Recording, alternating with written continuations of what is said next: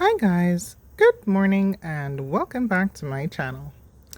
I have a quick video today on bloom secrets for your Murraya Paniculata. If you're interested in this, stay tuned. Let me get the tag right in focus so you can see the name. It's also called the orange jasmine plant.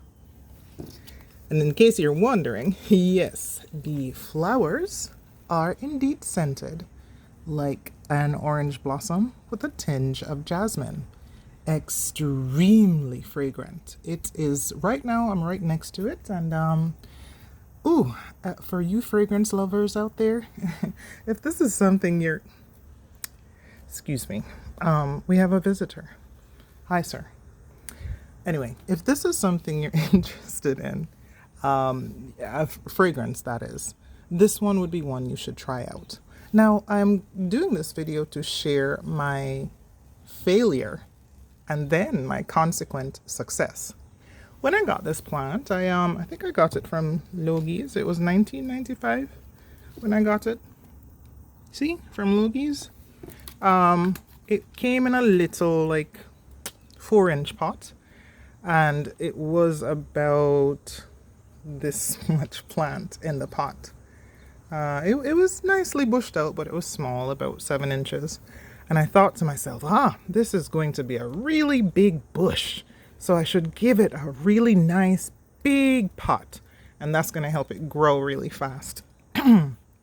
Yeah, that was bad. That was not the right idea.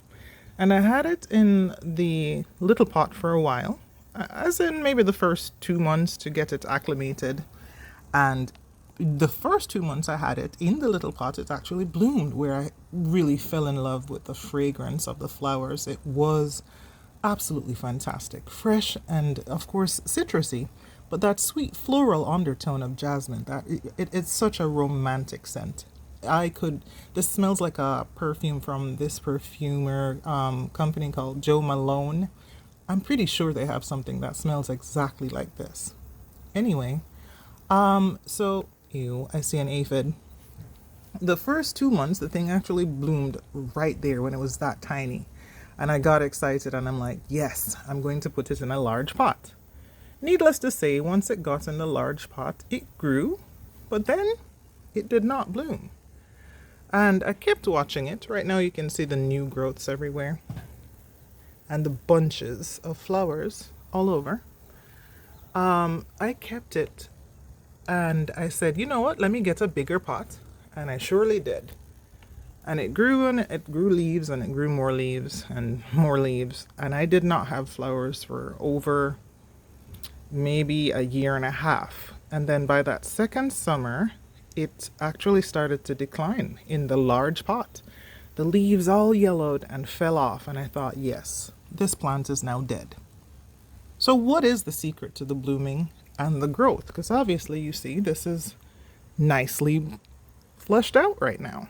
I had the plant about this small after my mishap of overpotting, and it had 0 leaves, and I thought it was going to die. So I put it in a smaller pot again, and I said, you know what, I'm going to give it heavy drainage. It is potted in soil, but I also use untreated cedar mulch as potting material.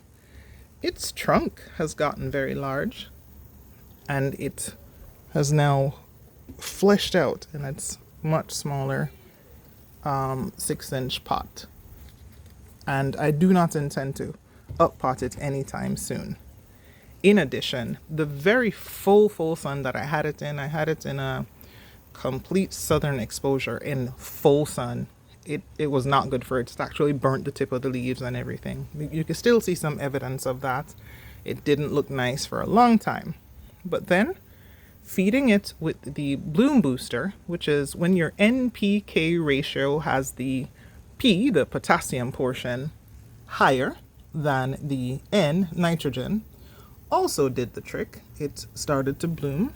And I see a little thing that looks like a fruit here. Oh, you know, do these things fruit? I need to go look that up. I haven't even noticed that, but it might, because it's like almost like a citrus, isn't it?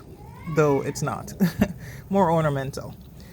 Anyway, So what are these bloom secrets that anyone can achieve at home? Make sure it's not overpotted. Give it a nice bloom boosting feed where the NPK ratio has the middle number higher than the first number. You want to do that. Do not give it full direct sun if it's a younger plant under 2 feet tall and in a pot, because it definitely, if it were a seedling next to its mother, it would not be in the direct sun all by itself. It would be right next to the mother plant and getting some shade. It's not necessary to scorch the thing to cause it to bloom. Mine is still in a southern exposure, but it is protected from the harsh afternoon sun. So it gets full sun until about 10ish and 11, yeah. And then the coverage of my roof deck starts to protect it. So there you have it, guys. Feed it well. Airy soil if you're potting this and you live in a colder zone. Make sure it is given a good NPK ratio with the middle number being higher, therefore a bloom booster. And in winter, water, definitely keep up the watering. If you don't, the leaves will all fall off. So I would say instead of weekly watering in the summer, do a week and a half or so in winter. I kept mine way too dry. All the leaves fell off and it really suffered. This is not one of those that wants to go dormant for me up in zone 6. I mean, if you have some other growth tips, please leave them in the comment section. And as usual, I'm in it for the fragrance, so this is why I actually purchased this plant. It is absolute perfection on scent. The fragrance does travel about, I would say about a foot to 2 feet. Even better when it's in the greenhouse or an enclosed space. It is a windowsill candidate for the most part and can be on a large windowsill. If grown on a windowsill, it should be in a southern exposure. So try to get the brightest light you can if it is indoors. For me so far, it has been an easy plant once I got over the ridiculousness of overpotting it.